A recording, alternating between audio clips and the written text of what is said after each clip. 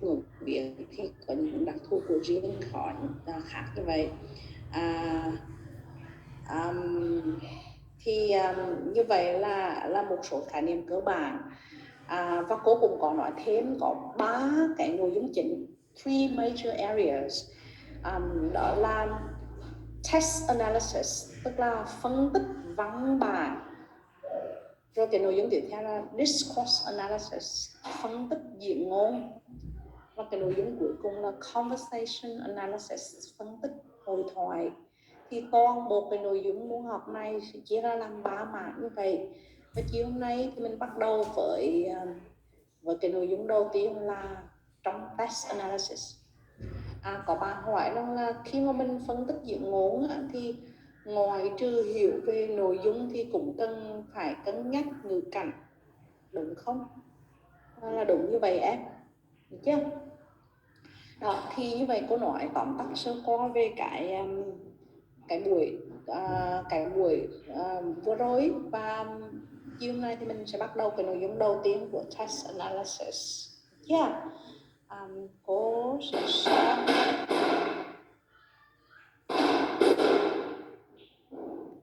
Sorry, đợi cô tí. Recording in progress.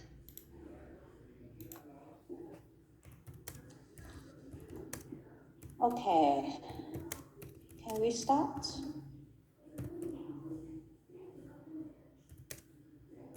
Yes.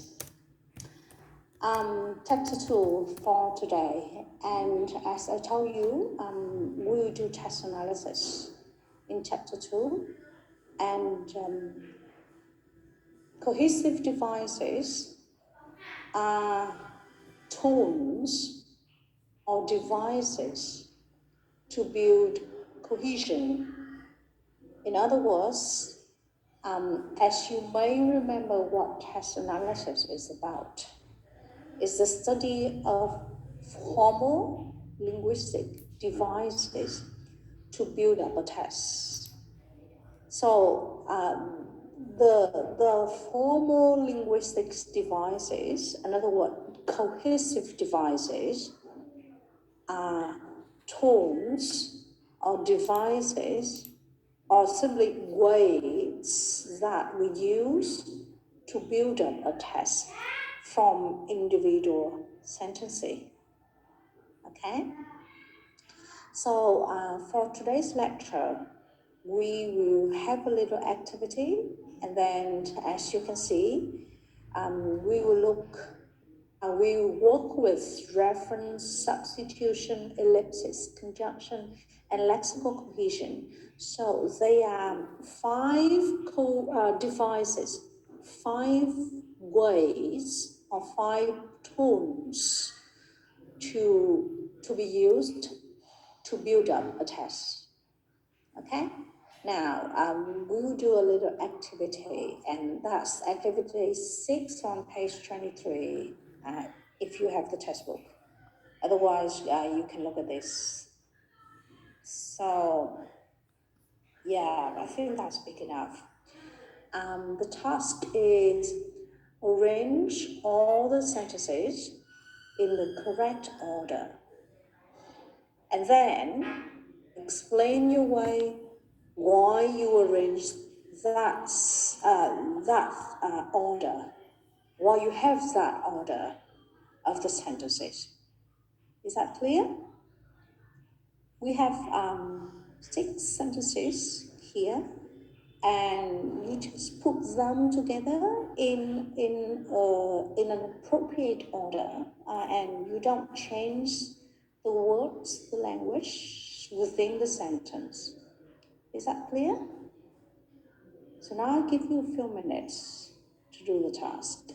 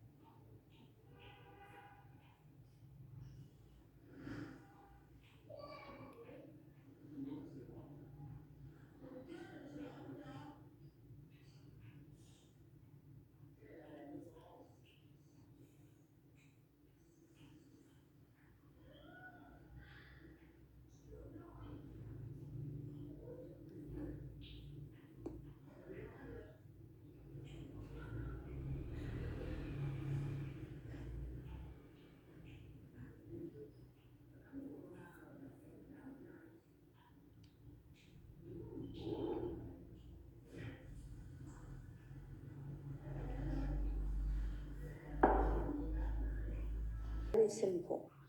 So who would tell me the first sentence? What's the first sentence? Which sentence the first?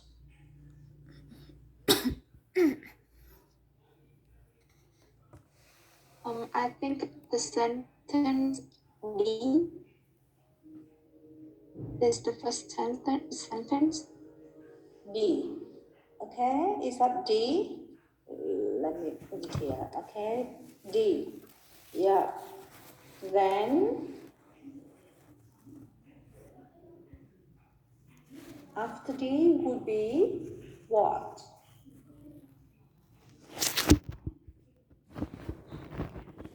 I think other people may have different ways, and you should tell me your own version.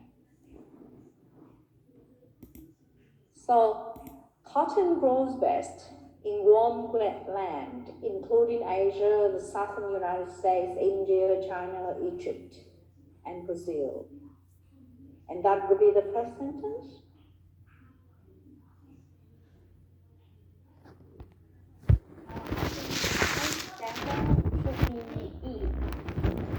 E. Okay. Now another version. E. What else? After E. D. Okay. After E would be D. Yep. Go on. And C. C. Next. A. A. Okay.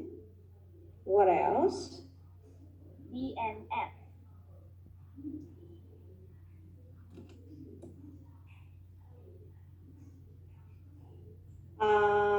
Six sentences. My apology. Sorry, I forgot to tell you. There's an odd sentence. So we would have 5 sentences instead of 6. There would be one sentence to be omitted. Is that clear? So we have here 6 sentences, but we will use 5 sentences and odd one out. The C. Okay, the C. Yeah, maybe the C. So should we do that again? We have A, cotton is very useful plant.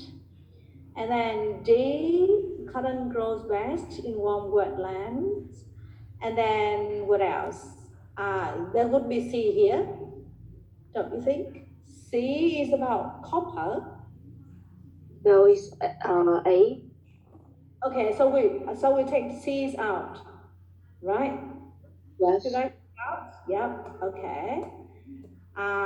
So after D would be A. Do you agree? Cotton grows best in warm wetlands. And then A. Is that okay? Is that fine with A? And after A would be B. F. And finally we have F and then F. A, F, B. A, F, B. Okay. Yeah, got it. A, F, B. Okay, that's one version.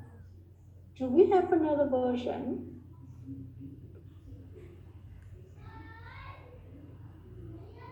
I think someone might have something here. The D, okay, the D for the first sentence. Okay, yeah, we have another version. D for the first version. I think someone may want to say something. D will be the first sentence.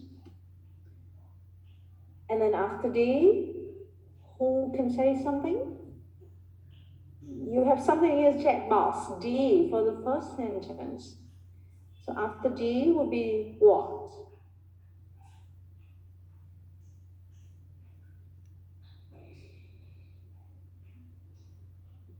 Will be what? B. Are you changed your mind?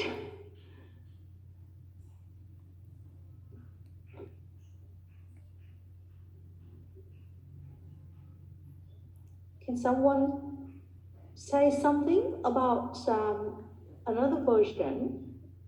If we have D, cotton grows best in warm wetland. And then after that, what else?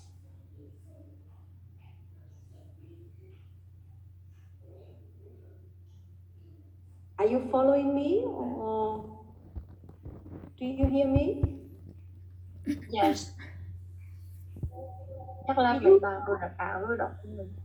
Okay, so maybe we don't have D for the first sentence. We should have something. We should have A. Okay. Now, do you agree with me? A will be the first sentence. Should be the first sentence. Is that the only way? I think this task is not for your level. It's for high school students. You are English majors, university student, and this is very simple, too simple for you. Obviously, we can easily take out C because that's about something else, don't you think? It's the copper rather than the cotton. So all the sentences except C is about cotton and copper is something else. So we take it out. Don't you think? It's obvious, right? See? Okay. Now, we need to fix the first sentence. Is that E or can we take something else for the first sentence?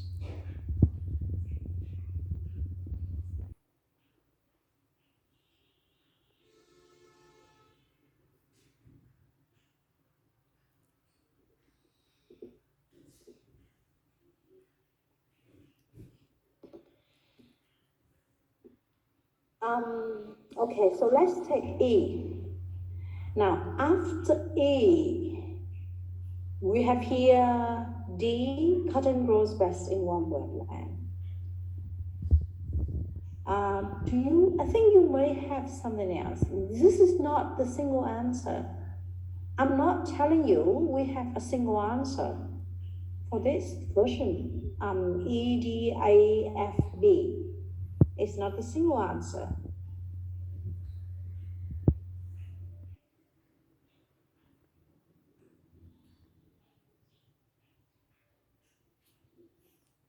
Is that very easy for you?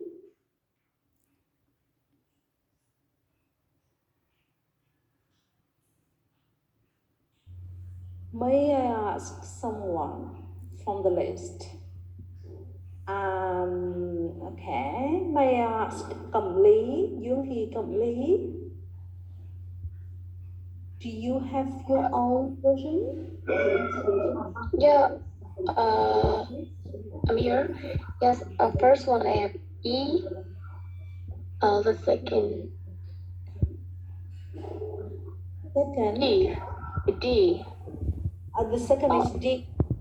Yep. Okay. The third. Okay. The third is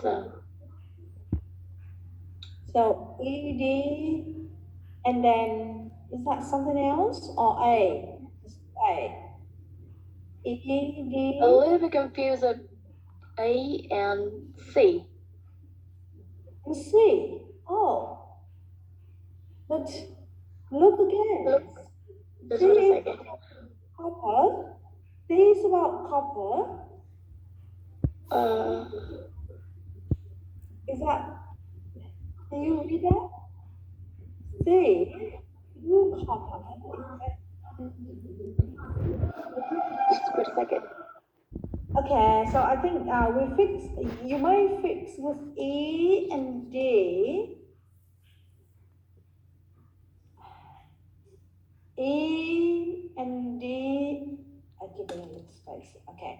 And what next? E and D, and what next?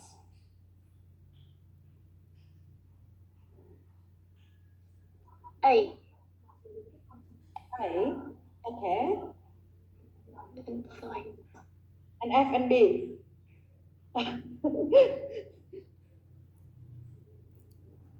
Yeah. Yeah, I think that. Okay. So, yeah. Now, can anyone give me another version? I need to have another version. And Amji, yep, Amji, please. Oh yes, I think E B F A B.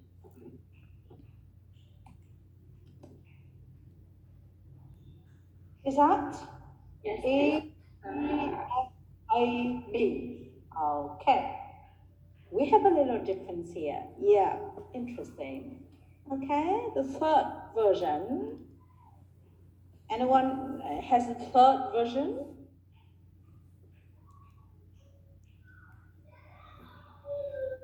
E, D. So we have a little difference between A, F, B or F, A, B. Okay. I think this exercise is not difficult for you, but still we have a little confusion. Okay, so you may agree with me. We have E for the first sentence. Is that clear for you all? E for the first sentence. I will explain shortly why E for the first sentence. But it seems you all agree E is the first sentence. Do you have other first sentence? Maybe not. Okay, and then we can have D for the second one.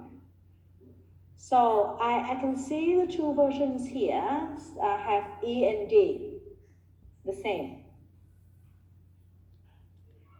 Can anyone explain why E comes with D after that? Why D comes after E? Why you have D? The important thing is to explain your arrangement. If you just put them together, I think it's not very difficult. But why we have D after E? So the D will explain the E.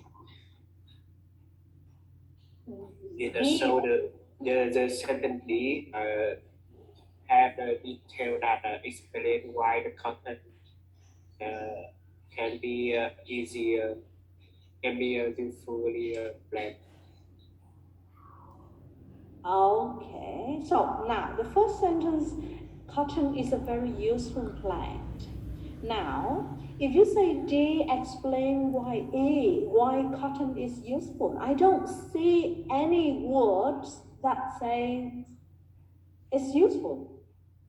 Cotton grows best in warm. Now, if you read slowly, words by word, can you show me a word to say it's useful? Indeed.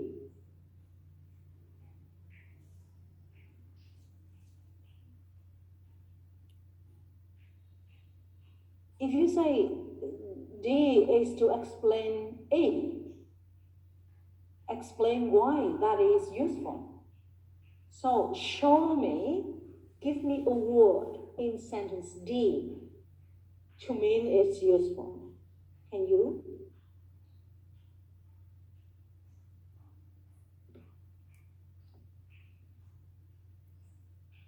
I don't see any word. No. Okay, I agree. I don't see a single word in D to explain cotton is useful. But still we have E and then D, which seems correct. I think there's nothing wrong between E and D. Can anyone explain why you have D after E? It's logical in what way?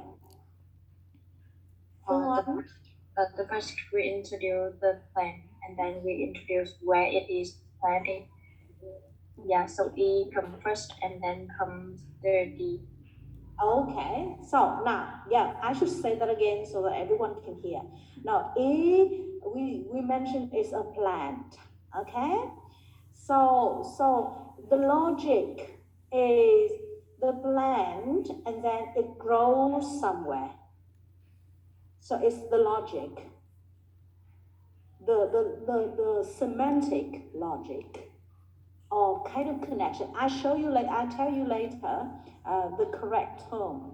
But at least you can see that plant in the first sentence can go with grows best in warm, wet lands and so on. So the plant and grow in what kind of lands is logical, don't you think?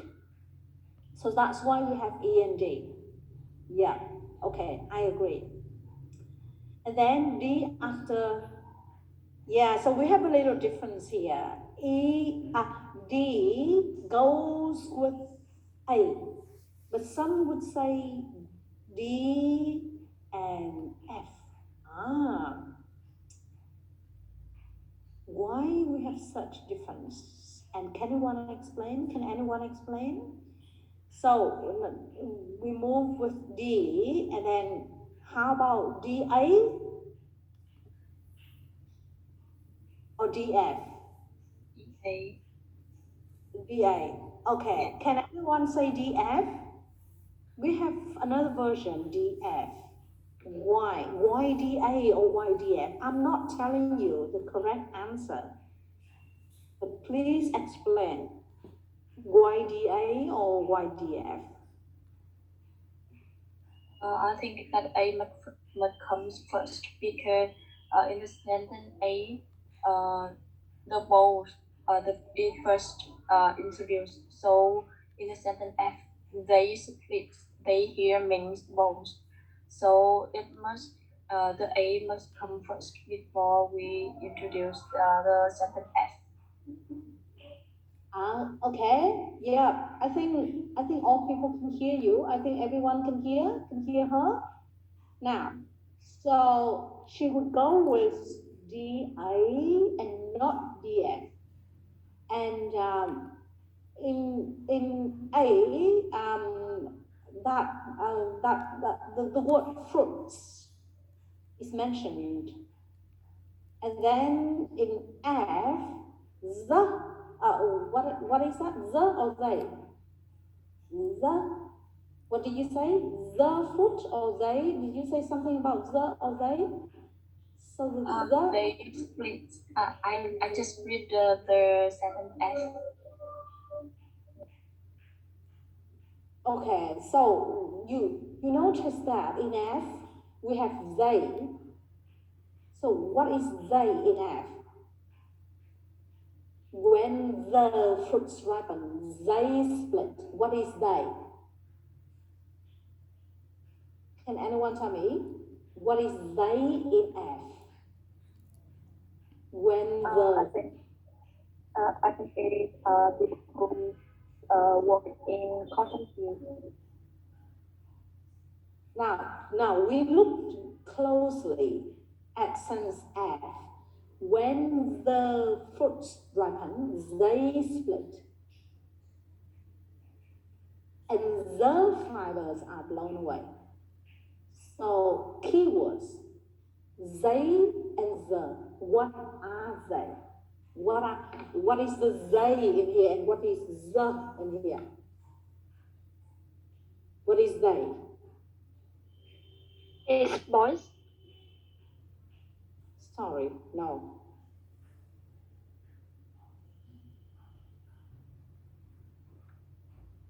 Dạ cô mới nói chị em không nghe rõ, cô có thể nhắc lại.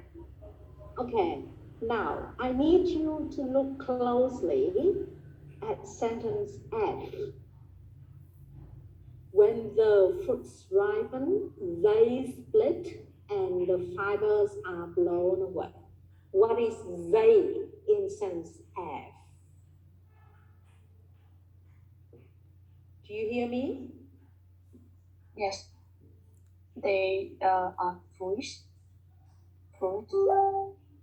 Yes, they is the fruit. The fruit in the previous clause, in when the fruits ripen, when I would say that in other words, when the fruits ripen, the fruit split and the fibers are blown away. Do you agree with me? I say it in other words. Yes. When the fruits ripen, the fruit split and the fibers are blown away. Is that clear? So they is the fruit. Okay? Now, let's look back. The fruit in F should refer to some fruit that has been previously mentioned. So, what sentence mentions fruit for the first time? A, that's correct. So, A must go before F. Do you agree? Yes. Okay. Now, I say that again. This is very important. In A, inside is round fruit. So that's the first time fruit is mentioned. Okay? So inside is round fruit called bowl. So bowl here is the round fruit. And if we have that clause full, inside its round fruits, which are called bowls, okay, are fibers of white, are masses of white fibers. So again, this is the first time that fiber is mentioned too. So, and then you look at F, the fruit and the fibers. They go with them. So it's clear in grammar, F comes after A because the refers to the noun that has been mentioned. Is that clear to all of you? Yes. Okay, so we have E, A, E, D, A, F. Not FA. FA is the wrong order. Is that clear? I say that absolutely wrong. FA is the wrong order because F with the fruits and the fiber cannot go before fruits and fibers without the. Okay? And then after F, when the fruits ripen, they split and the fiber are blown away. And then after F, we have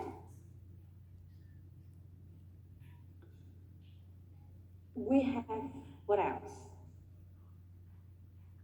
It's quite obvious. We have B. Okay, B. Now, what is the connection? Why B comes after F? Now, we look closely at individual sentences. But, what is the but? Why but is used here? But is used to connect two sentences to contrast the meaning. Do you agree? In the cotton fields, the bowls are picked. Why the bowls? Because bowls is mentioned in the previous sentence. So we know that what is that? Okay, that's bowls in sentence A, right? The bowls are picked before this can happen. Now, can anyone tell me what this is it? This in B. The fever are blown away. Can you say that again? What this? This means the fevers are blown away. Yeah, the fibers are blown away. So the meaning, the idea in the previous sentence, they split and the fibers are blown away. And then before the fibers are blown away, the fruits are picked. Is that clear? People picked the fruits or the bowls to keep the fibers, otherwise the fibers would blow away. Is that clear? So the this in sentence B refers to the meaning of the previous sentence, that's sentence F. That's why B goes after F. Okay? So we agree the order would be A, F, B. I think there must be something fixed. A, F, B. Sorry.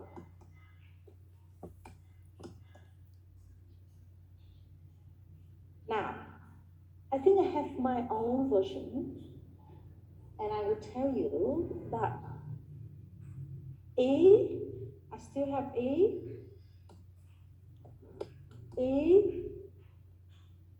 and then A, and F, and B, and D.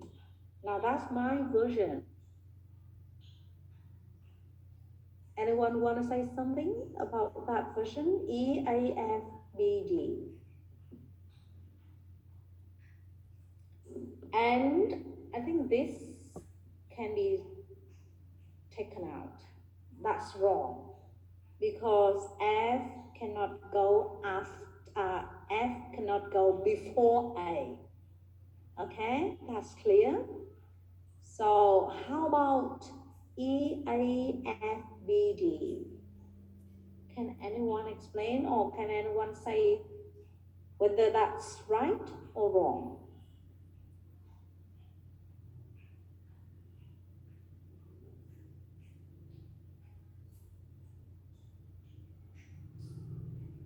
I think it's fine. It's fine. It's correct. Yes, Why? because let me see. Because before after introduce the cotton plants, we can describe maybe like their structure and how it's about its fruit. So at last we can also mention their where they are grown. So there certainly be about the place that they are usually grown. We can put it after the sentence E or uh, uh, put it at the last of the four sentence. Okay. Yeah. Okay. Does everyone hear her? You all hear her? So, okay. So we have a little difference here with D. D, cotton grows best in warm, wet lands and so on. So it's about the growing land, okay? And now, should it go right after E or at the end? And I think everyone can hear her. And I would say both versions are correct. Firstly, we agree E would be the first sentence. And let me explain. Now, E that starts with cotton, and as it is the topic word. So normally, when we introduce something, like when you write your essay, we normally start with the topic sentence. With the topic word. That's cotton. Okay? And then what is about that topic? A very useful plant. So the idea of plant can be connected logically with either the fruits in A or the growing land in D. Do you agree? The plant in A and then the fruits. The plant in A and then the fruits in A is logically connected, semantically. Would you agree? And the plant in E can also connect with growing lands in D, which is fine. Okay? So that's why we can have D after E or A after E. Right? And then I think there must be someone. Okay. I think the order of AFB should be fixed. AFB, they are closely connected. In what way? In A, that is where fruits and fibers are firstly introduced. Okay? And then after that, in F, the is used, the fruit, the fibers is used to refer to the previously now, the fruits and fibers in A, okay? So that is the use of article, definite article, the, right? So A and F must be fixed that way.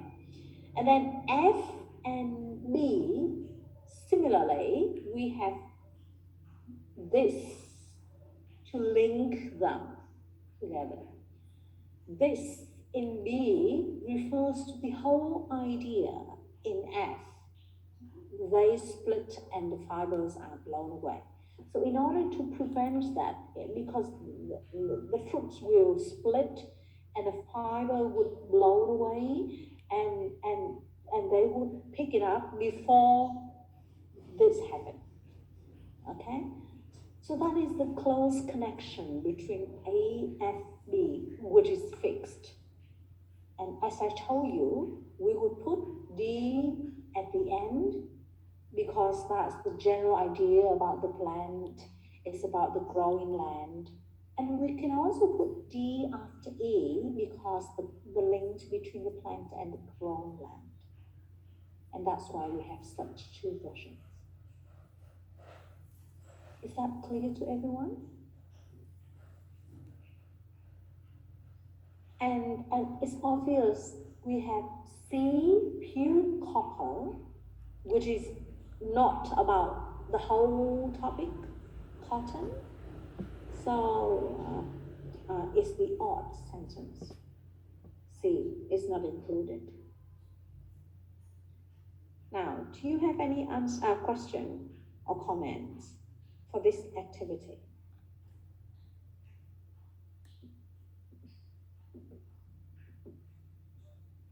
Any questions?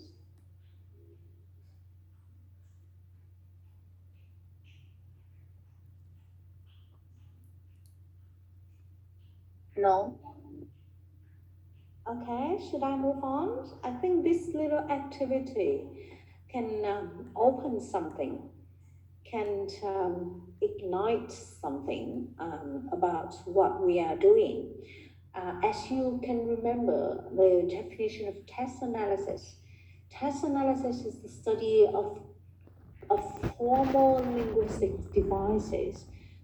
Another word for device, equipment or tool. The language way, we can say that, to build up a test from random sentences or from individual sentences. So as what you can see from this little activity, we have 6 sentences here.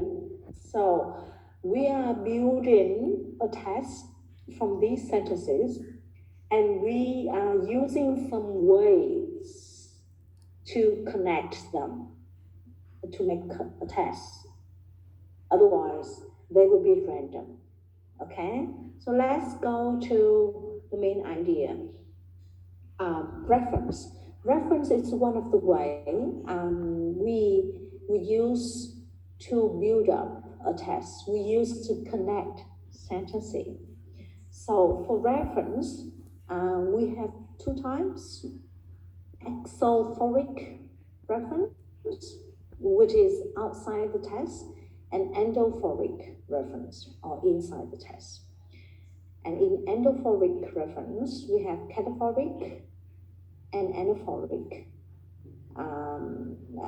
forward pointing or backward pointing. And of course, I have some examples like what it is. So reference, or another word is referring. As you may notice, I have used the word refer. The in the fruit refers to fruits in the previous sentence. So reference or referring, and that's the idea. Example of reference. For example, when someone says it needs a coat of paint, okay, it needs a coat of paint. When you read that sentence, read it on my slide, for example, it's unclear to you what it is about, right? It, in the sentence, it needs a coat of paint, okay? But when you are in the context, when you see the speaker say that and points to a house, for example, so you know it refers to the house. Is that clear? The reference here is outside the text, and it's called exophoric reference, or reference outside the text. Because in the text, in the language, we don't see any connection. We don't understand what it is, okay? But we need something else in the context. If you are in the context, if you are the hearer, and the speaker say that and points to the house, you know, it refers to the house. So that's the exophoric reference, or reference outside the text. And normally, we have the reference within the text or inside the text. Like this little example. Dr. Foster went to Gloucester in a shower brain. He sat in a puddle right up to his middle and never went there again. So these 2 sentences are connected with very simple device or simple way. He to refer to Dr. Foster. Is that clear? It's very simple, very clear to all of us. when we use pronoun. So the use of pronoun is to refer to a proper name that's been mentioned previously. And in the text, he refers to Dr. Foster. That's very simple, right? And it's called anaphoric reference, or reference within the text. We also have, normally that's the backward pointing, this one. Okay. But cataphoric reference is the way that pronoun refers forward. Like this is how he said, and then you describe that. He told me, "Will you marry me?" Smiling cheerfully, and then that way.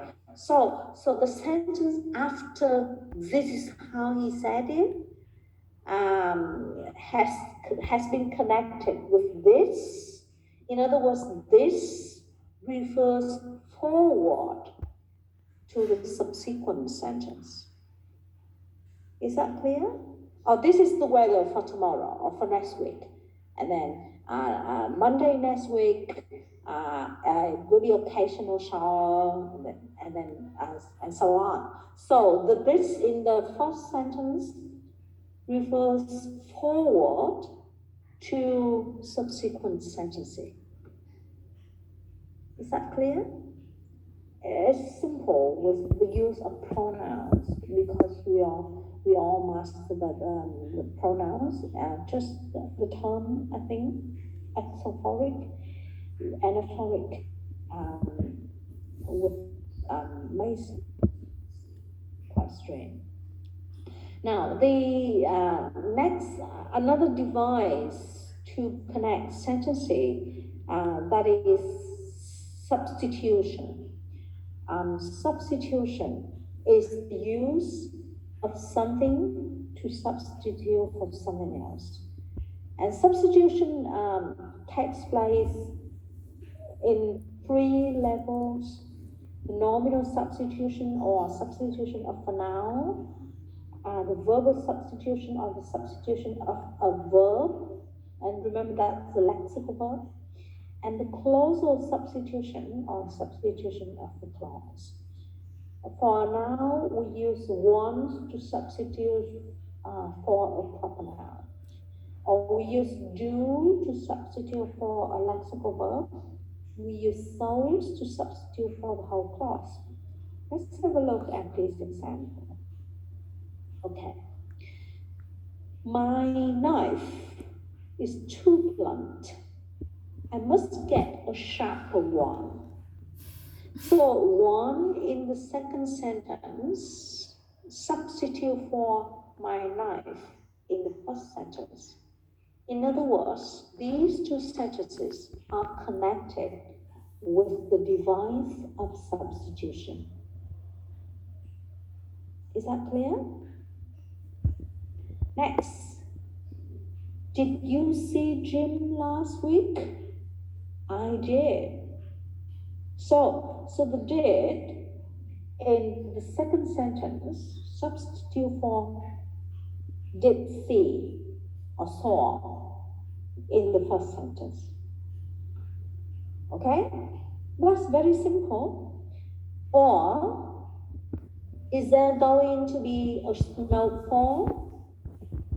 So the whole sentence or the whole clause would be substituted with so. They say so. So here has been is to substitute for the whole previous clause. That's very simple, I think. So the way the 2 sentences or the 2 utterances are connected is substitution in the underlined words, as you can see. Okay? Ellipsis. Another word for ellipsis is omission. Omission or the verb omit, the remove or take something out. And 3 levels of omission: nominal ellipsis, the omission of the head noun; verbal ellipsis, or the omission of the lexical verb; and clausal ellipsis is the omission of a part of the clause. Now, let's have a look at the examples. Which hat will you wear? The nicest. So I put the hat here, but as you may notice, the hat has been removed or omitted, and normally people would say this is the nicest without hat. Okay, without hat here.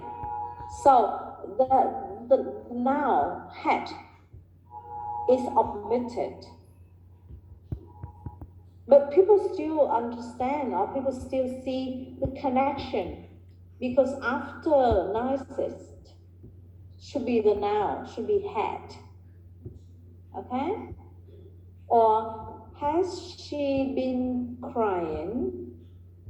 And normally people would respond, no, laughing. Okay? So has been is omitted, and particularly in conversation, people just respond with new information.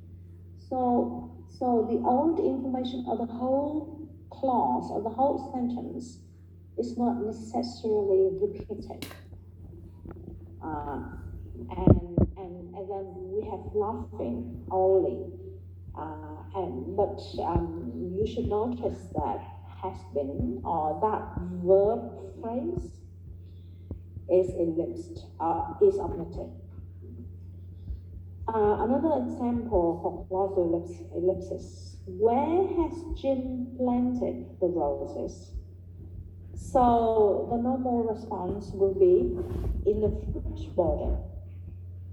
Where has Jim planted the roses? In the front border. And you can notice he has planted the roses can be omitted.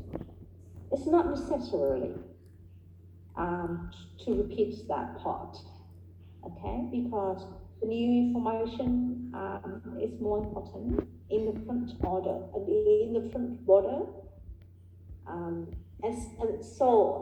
Overall, you can see that when we communicate, particularly in conversation, people tend to remove some part of the sentence syntactically, and it just responds and just deliver the new information.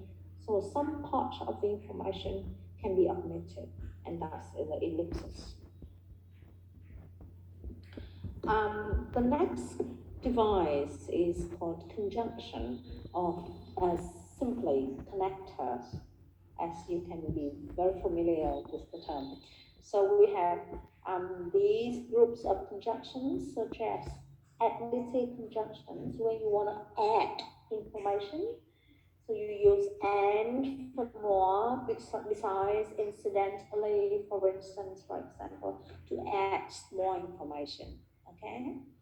Or you want to contrast information and use adversative conjunctions, for example, yet or however, nevertheless, on the other hand, on the contrary, and so on, to contrast two pieces of information or two sentences. We also have causal conjunctions, to mean the causal relationship, cause effect. Hence, therefore, consequently, as a result, that means so, otherwise. So you can see the connection, the relationship between the two sentences are causal relationship.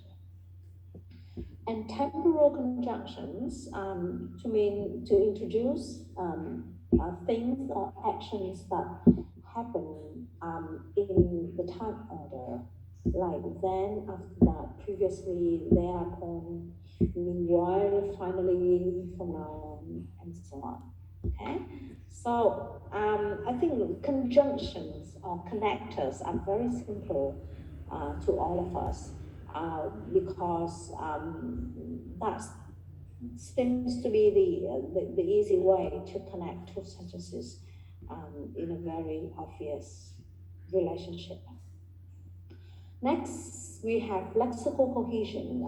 That's the device to connect sentences in the semantic way, in meaning. We normally can repeat the same word if the word is key, if the word is the topic word. So repetition of the same word is a simple way for connection. We can also use synonym. Synonym are words which have equivalent meaning. We use homonym and hyponym, and I will explain them shortly. Or we can use collocation or conceptual cues to connect the two sentences. Now let me just explain and remind you of these these semantic terms. In your semantics class, I think you have all of these semantic relationship. Now, for example, we repeat the same word in some sentences. There was a large mushroom growing near her. She stretched herself up on tiptoe and peeped over the edge of the mushroom. Okay, so you can see the two sentences use the same word mushroom, and then it's obvious they are connected. Okay, that's a simple example. How about synonym? Synonym or the use of words which have equivalent meaning, like I turned to the ascent of the peak. The climb is perfectly easy. So two underlying words, ascent and climb, are equivalent in meaning. So that's the use of synonyms, two synonymous words, the underlined words. How about hypernym and hyponym? Henry bought himself a new Jaguar.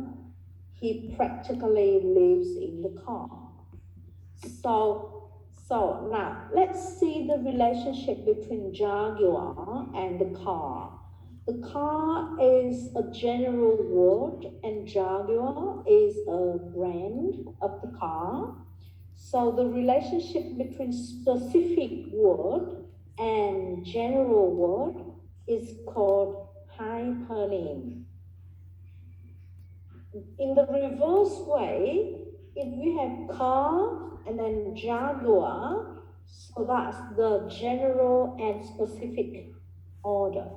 So actually hypernym and hyponym is the same. If you look at the specific and general way, so it's the hyper. I will say another word. Now, the Jaguar is the brand of the name, so the Jaguar is called hypo, and car is hyper. Is that clear to you all? Yeah, that's the flower and rose. That's clear.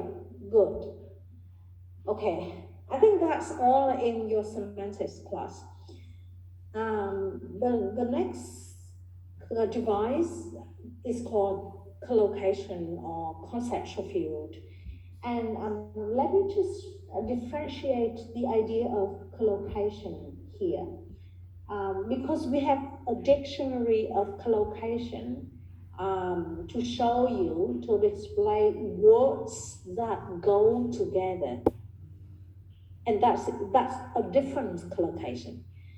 Words that go together, like go to the hospital.